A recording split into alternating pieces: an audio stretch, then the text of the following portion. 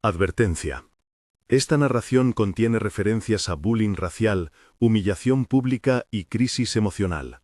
Se relatan escenas de humillación con contención y respeto. La bandeja resbaló de las manos de Travis antes de llegar a la mesa.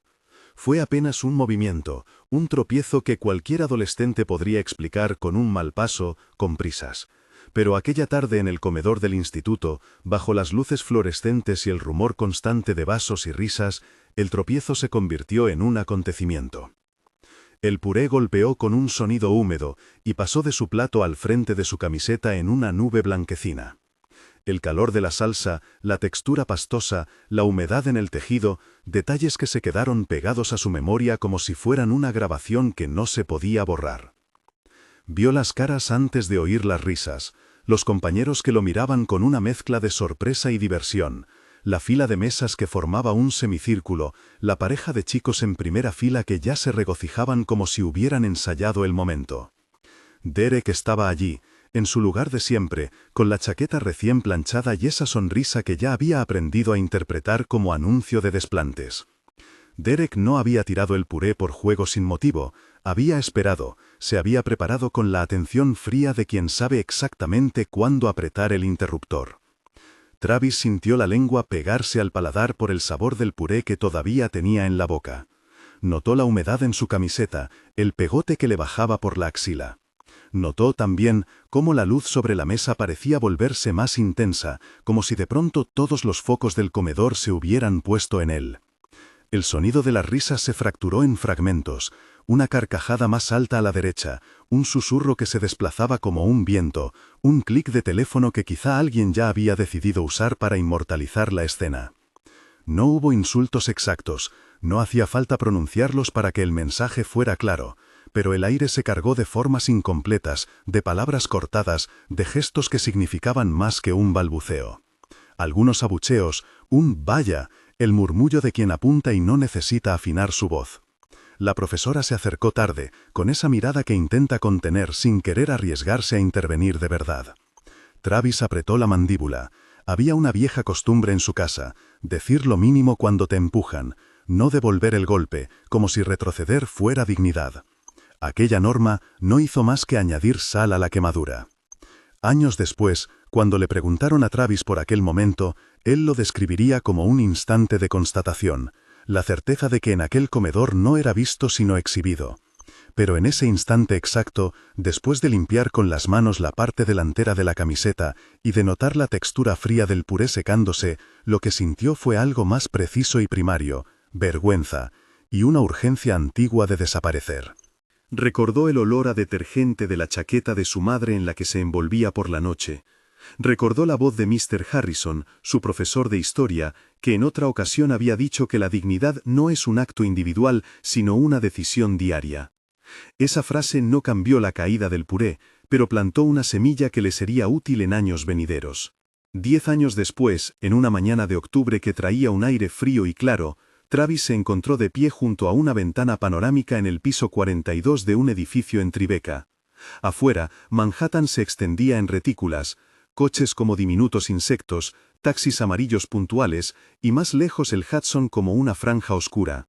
Dentro, el espacio tenía el tacto de la sobriedad, su mesa, un portátil abierto con resultados de la última ronda de inversión, notas de reuniones con inversores y una foto enmarcada en la que aparecía con Jordan, 2 sonrisas sin el cansancio del que ha pasado hambre. Apex Innovations había nacido de noches largas, de pizarras con diagramas incomprensibles para extraños y de 2 camas en habitaciones compartidas transformadas en oficinas temporales. La frase «Series B» dejó de ser una fórmula mágica para Travis el día que Jordan la pronunció por teléfono con la voz de quien había seguido una cifra hasta convertirla en una realidad tangible. La valoración finalmente cerrada, 180 millones. La noticia corrió como pólvora entre correos y titulares. Apex consigue 45 millones en Series B y se valora en 180 M. Más tarde, Forbes incluiría a Travis en su lista local de jóvenes líderes. Los artículos hablaban de un ecosistema de movilidad urbana y de una suite de inteligencia aplicada que había capturado la atención de fondos y de los media de tecnología.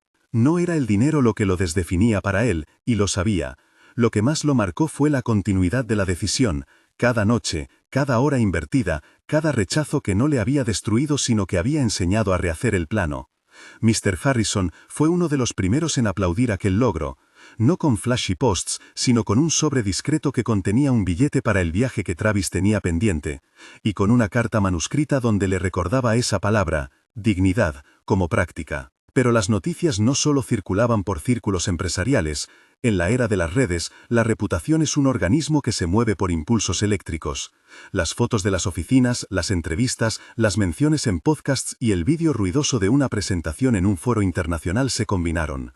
Un influencer local compartió un clip, de la beca a la valoración, escribió, y la pieza obtuvo millones de visualizaciones en menos de una semana. Entre los comentarios hubo admiración, resentimiento, análisis técnicos y, claro, viejas memorias que volvieron a surfar.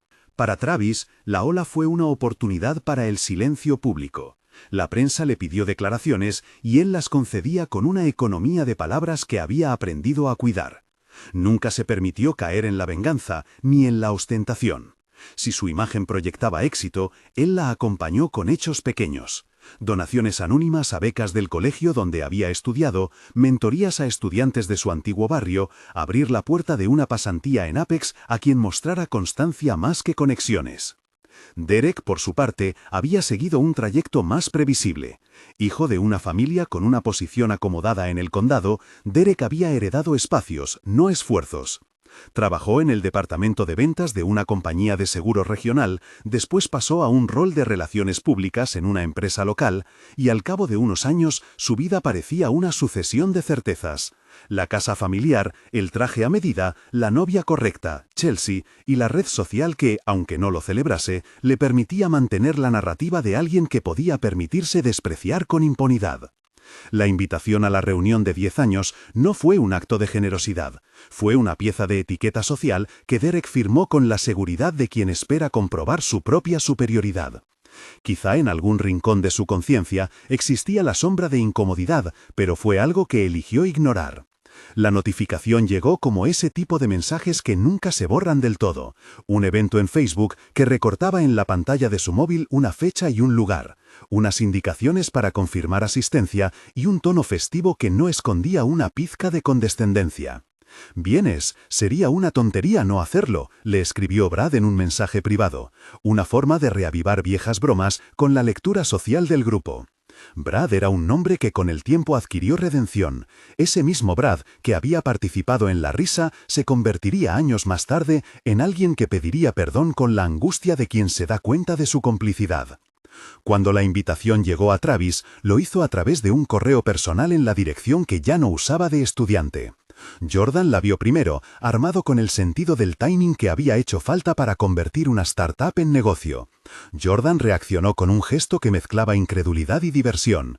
«¿Quieres ir?», le preguntó, como si la pregunta fuera un juego de ajedrez con piezas moviéndose sobre la mesa. Travis la miró. Por un instante la ventana le devolvió la ciudad como una superficie que podía atravesarse.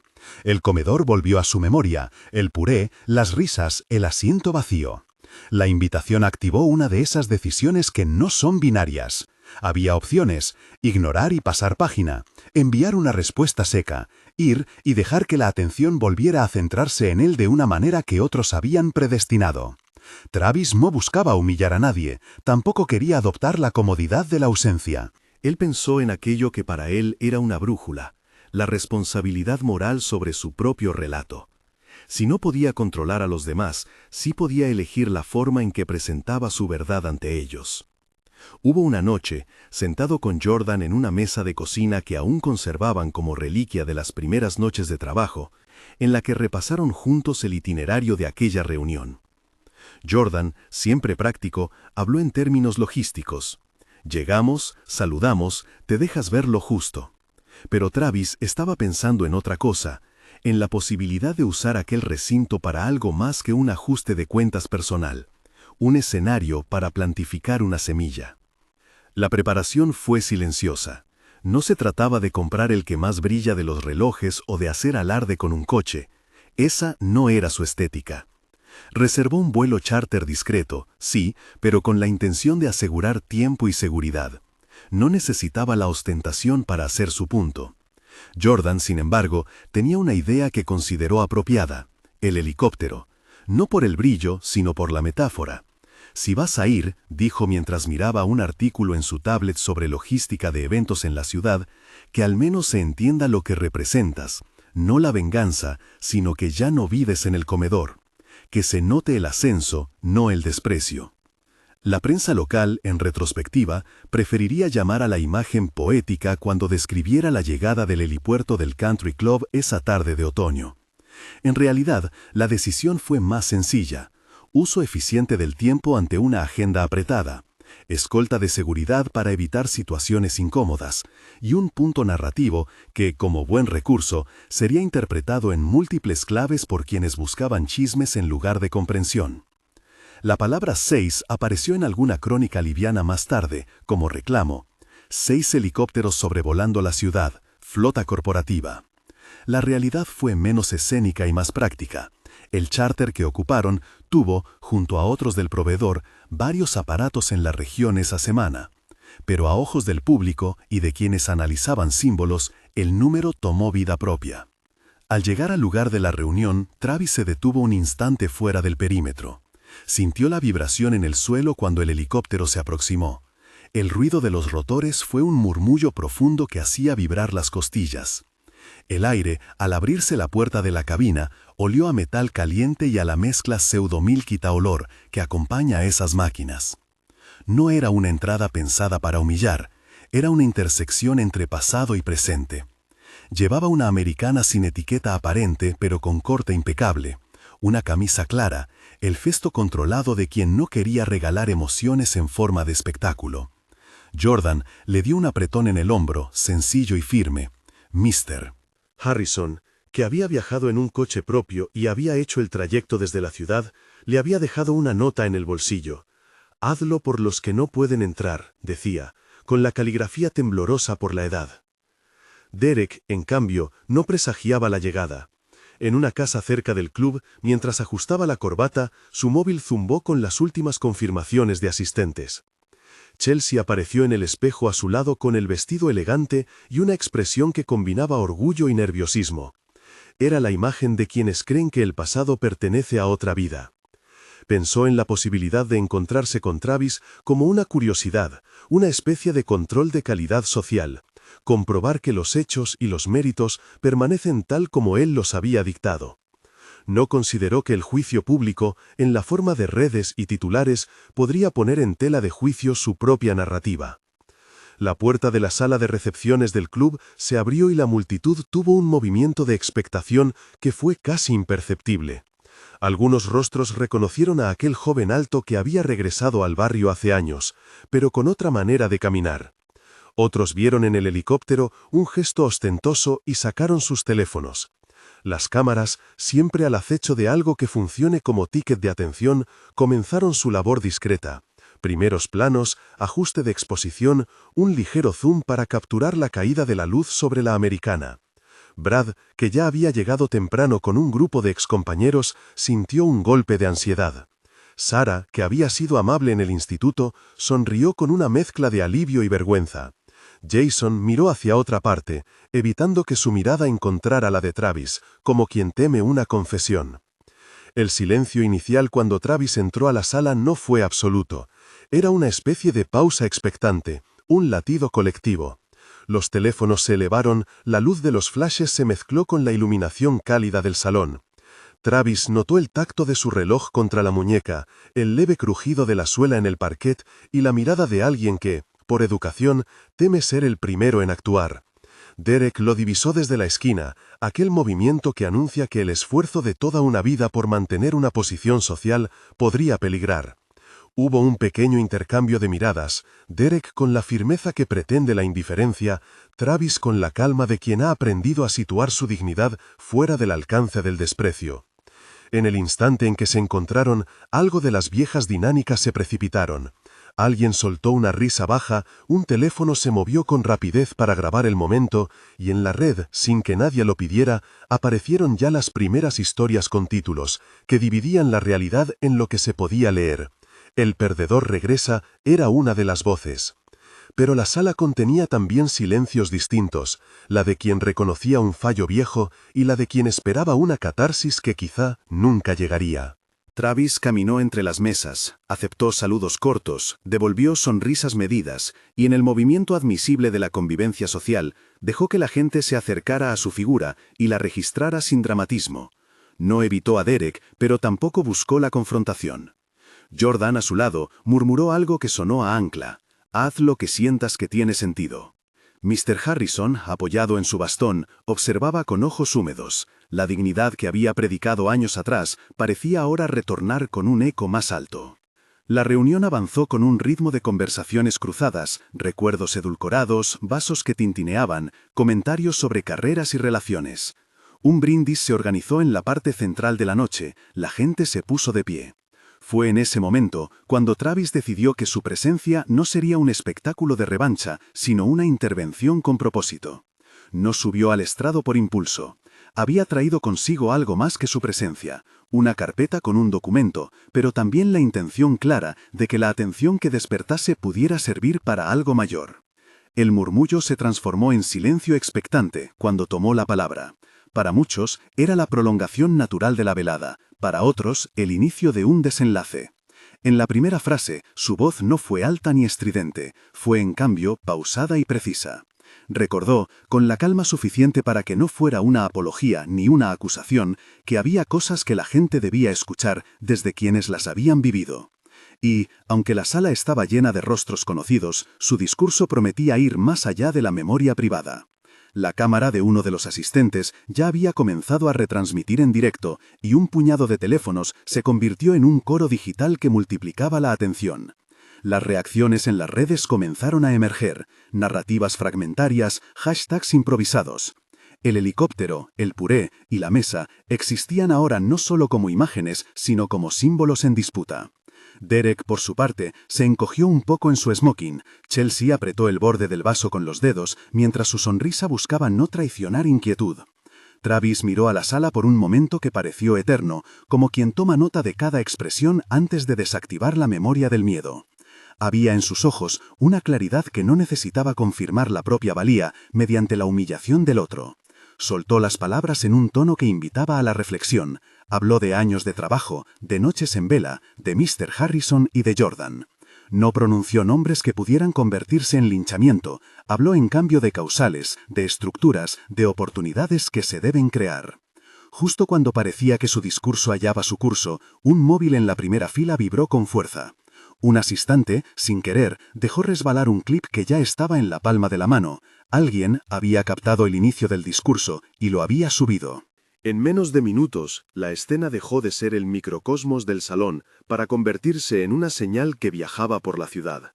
Y en el momento en que las primeras notificaciones empezaron a aparecer en las pantallas de algunos presentes, la reacción pública comenzó a tomar forma. Algunos titulares anticipados, comentarios en cadena y un comentario de un exalumno que decía, con nostalgia y un hilo de culpa, no supimos verlo entonces. La sala quedó suspendida en ese vértigo entre la intimidad y la exposición masiva. Travis leyó un par de frases más, no beligerantes, no santimoniosas, sino invitando a actuar. Anunció un fondo de becas para estudiantes del instituto que hiciera tangibles las oportunidades que muchos no habían tenido. No dijo cifras en voz alta, dejó que la idea respirase. Fue Jordan quien al finalizar alzó la mano para explicar que la donación inicial sería de $500,000 y que habría un programa de mentoría asociado, coordinado por exalumnos y profesionales dispuestos a invertir tiempo más que aplausos. La mención de una cifra así no fue música para vanidades, fue una concreción que transformó la atmósfera, la sorpresa, la admiración, la incomodidad de quienes habían pasado por alto a otros. Brad, cerca de la mesa, bajó la mirada. La noticia se filtró por las redes como una línea que unía pasado y presente, y la ciudad reaccionó con la mezcla habitual de elogio y cuestionamiento. Derek se levantó con dificultades, No fue un movimiento impulsivo, fue la sensación de que su relato había sido desplazado por otro que no dependía de su aprecio. La posición que sostenía se resquebrajó en silencio y, en las horas siguientes, su teléfono se llenaría de mensajes que no traían ya sugerencias de fiestas, sino dudas, llamadas que antes eludía, ahora reclamaban explicaciones. Chelsea, por su parte, se permitió un gesto que sería luego interpretado como la huida. Dejó sobre la mesa la copa y salió al corredor antes de que la conversación se enredara en aquello que ya sabía no poder sostener. La noticia, claro, no se quedó en el club, pasó de los teléfonos a las redes, de las redes a los titulares. Ex-matón convertido en filántropo, tituló alguna bitácora con gusto por la contradicción. Otra, más delicada, analizó el gesto y lo presentó como una estrategia de reinversión social real. La mejor venganza es la que abre puertas. Entre el ruido, lo que emergía con fuerza era la idea de que el ascenso no había sido una revancha, sino una transformación productiva. El que sufrió ahora creaba vías para que otros no tuvieran que sufrir igual. En la madrugada, cuando las luces de la ciudad se redujeron a un latido mínimo y Travis caminó con Jordan hacia el helicóptero que los devolvería a la vida que habían construido, pensó en Mr. Harrison y en su pedido de dignidad. Pensó en el puré que había manchado su camiseta años atrás y lo dejó atrás, no como un acto de olvido, sino como una página que ya no definía la dirección. No buscó aplausos. Había en él, sobre todo, una quietud nueva. La certeza de que algunas batallas no requieren la derrota del otro para que la justicia prospere. Mientras la ciudad se quedaba atrás bajo el zumbido de las hélices, los teléfonos seguían ardiendo, las conversaciones multiplicándose. En Twitter, en Instagram, en cadenas de mensajes, la historia de la noche comenzaba a ramificarse. Entrevistas pedidas, notas de opinión convocadas, una corriente de exalumnos que ahora se planteaban preguntas incómodas. Derek, en su casa, todavía intentaba recomponer el gesto. La sensación de pérdida, más que de dinero, era la de un relato que ya no le pertenecía. Y Chelsea, en la sombra del corredor, se enfrentaba a una decisión que tendría consecuencias en su vida y en la de Derek que nadie podría simplificar en una sola línea. Travis, en el asiento del helicóptero, miró la ciudad bajo sus pies. No era el único que ascendía esa noche. En la pantalla de su teléfono, sin abrirla, había una notificación de correo, una propuesta de colaboración de una universidad, una entrevista en un podcast y, algo que le hizo soltar una sonrisa contenida, un mensaje privado de Brad donde, con torpeza sincera, pedía disculpas y preguntaba si se podía conversar. Travis no cerró la notificación, la guardó como un posible comienzo. Sabía que algunas heridas necesitan tiempo para sanar y que pedir perdón no borra complicidades. Sabía también que la dignidad se practica en gestos que resuelven más que en sentencias que humillan. Aún en el zumbido de las hélices, cuando el suelo de la ciudad comenzó a alejarse, alguien en la red ya había editado el clip de la entrada y lo había convertido en un montaje viral. La caída del puré de 10 años atrás, seguida de la llegada al helipuerto, con una superposición de títulos que jugaban con la idea de justicia poética. Entre los comentarios se entrelazaban voces que pedían empatía, otras que buscaban espectáculo y algunas que insinuaban una ironía cruel. Travis pensó en ello con esa calma que no equivale a indiferencia. No todos los relatos buenos se escriben con la intención de agradar, algunos simplemente buscan ajustar cuentas con la historia para poder construir, con trabajo continuo, un futuro diferente. La noche se cerró con una sensación compleja, alivio sí, y una tensión nueva en el aire. La ciudad respiraba, las noticias hacían su trabajo de transformar eventos en conversación pública. Y en algún lugar, Mr. Harrison dejó encendida una pequeña lámpara sobre su mesa como quien acompaña a un joven en su tránsito hacia algo que no se llama venganza, sino responsabilidad. Travis, mirando el reflejo de las luces en la ventana del helicóptero, supo que su respuesta aquella noche no sería una frase incendiaria, sino un plan y una acción que con suerte cambiaría vidas. Aún quedaba mucho por hacer, la cobertura mediática, las reacciones sociales, las repercusiones en la vida privada de los antagonistas. Había también un discurso por dar, una entrevista que exigiría precisión, y la tarea más íntima: sostener la serenidad cuando la ciudad y sus relatos se movieran como mar abierto. Mientras las hélices cortaban el aire y la silueta de Manhattan se hacía más pequeña, un último mensaje llegó al móvil de Derek. Una nota de Chelsea, breve y cortante. La repercusión personal empezaba a desgarrar las apariencias. La red, implacable y atenta, empezaba a marcar consecuencias. Y Travis, en su asiento, cerró los ojos por un momento y respiró. No era alivio total, era la calma del que ha logrado convertir la rabia en proyecto. Afuera, la noche de la ciudad seguía su curso. Dentro del helicóptero, una conversación entre dos socios delineaba los pasos siguientes. Programas de mentoría, mecanismos de solicitud a las becas, coordinación con el instituto. Era la hora de transformar el gesto en estructuras. Lo que nadie podía aún predecir con certeza era la magnitud de la ola informativa que se desplegaría en las próximas horas. Titulares locales, reportajes en podcasts, debates en columnas y la inevitable conversación pública sobre responsabilidad social. Tampoco se sabía cómo reaccionaría Derek cuando la presión pública incidiera sobre su universo personal. Y sobre todo, no se podía anticipar por completo qué diría Travis cuando regresara al club para cerrar la noche. Sabía en cualquier caso que su respuesta no tendría forma de venganza. Tenía en mente y en mano palabras que buscarían restauración estructural antes que la humillación de un nombre. La ciudad se iluminó bajo ellos, y por un instante el helicóptero se quedó en un silencio que no era vacío. Era un latido que acogía el pasado y miraba al frente. La historia que había comenzado con un plato de puré había tomado ahora la forma de una conversación pública sobre oportunidades. Y en la noche, mientras los teléfonos seguían zumbando con notificaciones, una frase se elevó como un principio que guiaría los días siguientes. La mejor venganza es abrir puertas. El helicóptero tocó tierra con un suspiro mecánico, y las luces del helipuerto se partieron en fragmentos cuando la cabina se abrió. Travis bajó primero con la chaqueta todavía marcada por el viento, y al poner el pie en la tarima sintió que la noche se reacomodó a su alrededor. Voluntarios que llegaban, un guardia con la libreta a medio cerrar, el murmullo de asistentes que buscaban un rincón más caliente para hablar.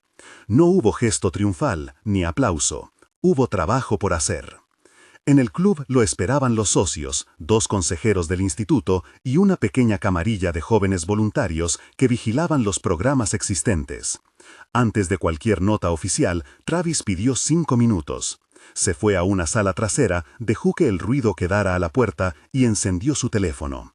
Brad había escrito de nuevo. Si tú quieres, lo hablamos, sin cámaras, solo para entender lo que ocurrió y cómo enmendarlo. Lo siento, Travis. Cerca, una notificación marcaba otra, un mensaje de prensa pidiendo una reacción para un reportaje que saldría al amanecer. Chelsea no había respondido a ninguno de los intentos de Derek. Su nota, seca, había sido suficiente para que empezaran a filtrarse historias en círculos íntimos. Derek, por su parte, se limitó a enviar una respuesta automática a un grupo de contactos próximos. No voy a hacer comentarios hasta hablar con mi asesor. Había inestabilidad, personal y pública al mismo tiempo. Cuando reunió al grupo en el salón principal, no habló de los virales ni de la humillación que la red se deleitaba en multiplicar. Habló en términos prácticos y morales, con la concisión de quien sabe que la justicia pública no siempre coincide con la justicia transformadora. Dijo, con voz mesurada, «Tenemos una oportunidad para que esto no acabe siendo simplemente una lección moral. Podemos convertir la situación en puerta abierta para jóvenes que hoy no encuentran caminos». Explicó su idea. Un programa de mentoría vinculado con becas, una alianza con la universidad que ya había mostrado interés, pautas para que los clubes y empresas del distrito revisen sus políticas internas y medidas concretas para apoyar a quienes hubieran sufrido humillaciones o exclusión por parte de influencias privadas. No era discurso vacío, había un cronograma. La alianza con la universidad pediría un informe en 7 días. El instituto redactaría la estructura de las becas en 10. Se planeó un comité independiente para evaluar solicitudes y supervisar el uso de fondos, con miembros del consejo vecinal y un par de voces jóvenes respetadas por la comunidad. Travis insistió en transparencia, no para alimentar la prensa, sino para que la posibilidad de abuso no volviera a esconderse tras protocolos opacos. Si vamos a hacer esto bien, agregó, no será para lavar la imagen de nadie, será para construir un mecanismo que quede más allá de quien hoy sea noticia. Había en su tono una mezcla de firmeza y cierta tibieza compasiva que resultaba convincente. A la madrugada, mientras se armaba una rueda de prensa improvisada, surgió la primera sorpresa. El podcast que había solicitado la entrevista pidió empezar en 20 minutos. Travis aceptó. En la sala de prensa improvisada, cámaras pequeñas y periodistas locales ya hacían cola. Él habló primero con el anfitrión del podcast, un conductor que se movía con la precisión de quien entiende la dinámica de la conversación larga. Preguntas directas, silencios para que el interlocutor complete, la capacidad de volver siempre al nudo. La entrevista fue corta y afilada. Le preguntaron por la caída del puré, por la viralización, por la responsabilidad de Derek y por la senda de perdón o castigo. Travis escogió palabras que evitaron gratificar el escándalo, pero tampoco eludir la exigencia ética. Lo que hicimos fue señalar un patrón, dijo. Señalar no es destruir, es abrir la posibilidad de que exista otra manera de actuar. Por eso proponemos puertas, becas, mentoría, espacios donde se enseña a dirigir con humildad y a rendir cuentas. Si la cultura que permitió esa humillación no cambia, la historia se repetirá. Las redes, horas después, empaquetaron esa frase. La mejor venganza es abrir puertas. Pero en la sala, la frase era una brújula, no un titular. Mientras hablaba, Brad escribió otra vez. Esta vez su mensaje pedía permiso, no para aparecer en público, sino para ofrecerse a colaborar en la creación de las becas si Travis lo aceptaba. Había un matiz en ese ofrecimiento.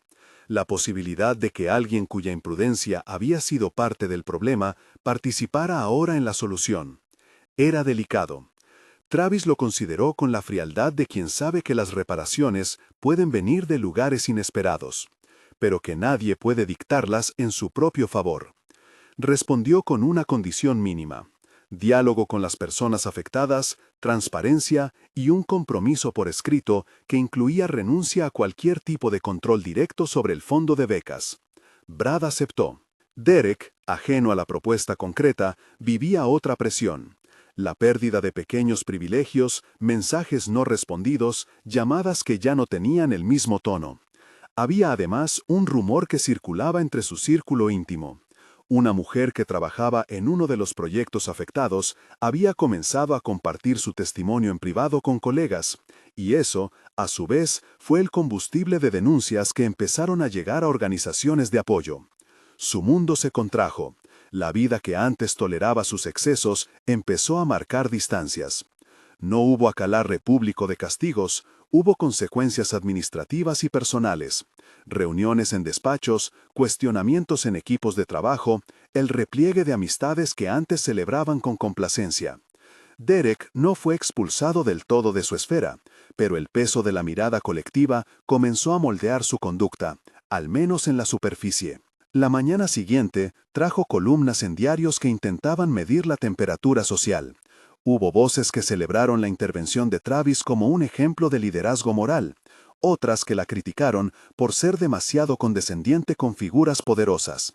Los programas de radio discutieron si abrir puertas era suficiente frente a actos de humillación pública. Entretanto, en los grupos universitarios y en las asociaciones juveniles empezó a circular un formulario: solicitud de becas, propuestas de mentoría, voluntariado para el comité de evaluación. La avalancha de peticiones obligó a acelerar el proceso de constitución del comité. Travis no mostró sorpresa. Había previsto esa reacción. Si la gente se interesa, dijo en una de las llamadas, es porque necesita algo que vaya más allá del gesto. Necesita que les dejemos rutas reales. En la siguiente semana se hizo visible el trabajo más burocrático y, paradójicamente, más íntimo. Reuniones con profesores, elaboración de criterios para otorgar becas, conversaciones con potenciales patrocinadores. Un abogado fue consultado para definir la estructura legal. Un par de jóvenes que habían sido mentorados por el club años atrás se ofrecieron para diseñar la comunicación dirigida a solicitantes. Travis insistió en que el comité incluyera a quienes habían sufrido humillaciones. No podemos decidir sin las voces que fueron dañadas, decía, como si convocara un principio elemental de justicia. Algunos miembros externos se mostraron recelosos, temían instrumentalización mediática. Travis, con paciencia, explicó que la transparencia sería una defensa para todos y una salvaguarda para los que pidieran ayuda. La ciudad, en su rutina reconocible, siguió dándole aire a nuevas historias. Una columna de opinión habló de redención colectiva. Otra reclamó sanciones más claras para figuras públicas que abusan de la autoridad. En un reportaje televisivo, se entrevistó a una mujer que, años atrás, había dejado el mundo de los clubes por cansancio de suposiciones y agravios masculinos. Contó, en voz baja y medida, cómo pequeñas humillaciones se habían ido acumulando hasta volverse insostenibles. Su testimonio, lejos de sensacionalizar, añadió capas de sentido al proyecto de Travis. No se trataba solo de un plato de puré, sino de una cultura que naturalizaba la burla y la exclusión. En medio de esa marea, Travis volvió a recibir a Brad. No fue en el club, fue en una cafetería modesta, con mesas de madera y ventilación tenue. Brad llegó tarde, con una corbata que parecía haber decidido trabajar de otra cosa. Se sentaron y hablaron sin prisa. Brad pidió perdón otra vez, esta vez no por el acto puntual, sino por no haber visto, antes, las consecuencias de su risa y su solvencia. Dijo que quería reparar, desde lo posible, y escuchó. Travis no fue ni benevolente ni duro, fue inquisidor, pidió nombres de otras situaciones, detalles que permitieran entender si lo ocurrido era excepción o norma. Brad respondió con honestidad cautelosa. Acordaron una carta pública de disculpa, un compromiso escrito para colaborar con el comité de becas y, sobre todo, que Brad se sometería a una mentoría obligatoria para entender su propio ejercicio de poder.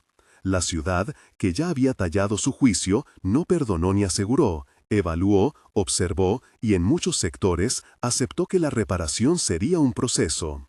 No todo se resolvía con acuerdos formales. La noche en la que se aprobó el reglamento provisional del fondo de becas, Travis caminó solo por el borde del club hasta el muelle cercano. Había una brisa que traía olor a agua y a nafta, y la ciudad parecía sostener un respiro. Pensó en los jóvenes que vendrían a solicitar apoyo, en los profesores que revisarían las carpetas y en la responsabilidad de que aquello no se quedara en gesto efímero. Sabía que abrir puertas es también vigilar que las puertas no vuelvan a cerrarse por negligencia. Se preguntó por la dignidad y por el modo en que las comunidades podían cuidar a sus miembros sin transformar la reparación en espectáculo. La batalla, pensó, no era con un individuo sino con una costumbre. Mientras las primeras solicitudes llegaban y el comité empezaba a ordenarlas, la red no dejó de producir ecos. Un viral nuevo, un meme que trataba de banalizar el asunto, un debate en el que alguien preguntaba si la generosidad no era otra forma de manipulación. Travis aprendió a filtrar, daba espacio a la crítica honesta, rechazaba la sed del escarnio. Con ello, mantenía el ritmo de las acciones concretas que, con el tiempo, harían más ruido que cualquier titular. En la sala donde el comité se reunía por primera vez, una mujer joven tomó la palabra y habló de cómo la posibilidad de estudiar, de ser acompañada por un mentor, había cambiado su vida años atrás. Sus palabras fueron sencillas y terminaron con una frase que pareció resumir el ánimo de todos. Que lo que hoy se abra no sea solo una reacción, sino un lugar al que cualquiera pueda volver a entrar. Travis asintió.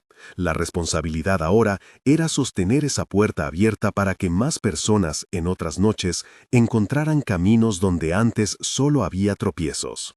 Y así, entre ruedas de prensa, reuniones y conversaciones a puerta cerrada, la ciudad fue viendo cómo una historia que comenzó con la burla de un plato de puré tomaba la forma de una política pública de vecindad. No era el final, apenas eran los primeros pasos de un camino más largo y más difícil. Pero mientras se planificaban conferencias, se redactaban estatutos y se organizaban listas de candidatos, una certeza mínima se mantenía.